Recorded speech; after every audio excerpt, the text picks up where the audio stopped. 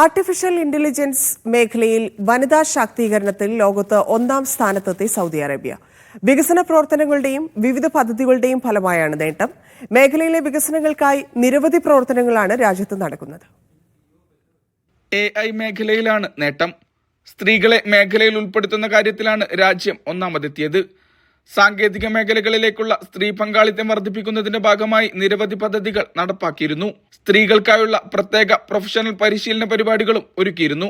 AI ഉപയോഗിച്ച് ജോലി ചെയ്യുന്ന കാര്യത്തിൽ 3-ാം സ്ഥാനമാണ് സൗദിക്ക്. കഴിഞ്ഞ വർഷത്തെ കണക്കാണിത്. AI മോഡലുകളുടെ എണ്ണത്തിൽ രാജ്യത്തിന് 4-ാം സ്ഥാനവുമുണ്ട്. മുൻനിര AI മോഡലുകൾ ഉപയോഗിക്കുന്ന മറ്റു പ്രധാന രാജ്യങ്ങൾ US, China, France, Canada, Korea എന്നിവയാണ്.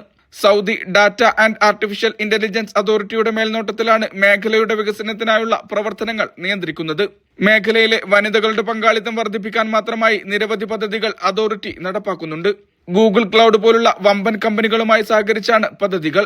NVIDIA അക്കാദമി സ്ഥാപിക്കുക, മൈക്രോസോഫ്റ്റുമായി ചേർന്നുള്ള പരിശീലന കരാർ, യുനെസ്കോയുടെ നേതൃത്വത്തിൽ റിസർച്ച് സെന്റർ സ്ഥാപിക്കുക തുടങ്ങിയ നിരവധി വികസന പ്രവർത്തനങ്ങളാണ് മേഖലയിൽ നടപ്പാക്കിയത്. Mishal Cherpulassery, media 1, Riyadh.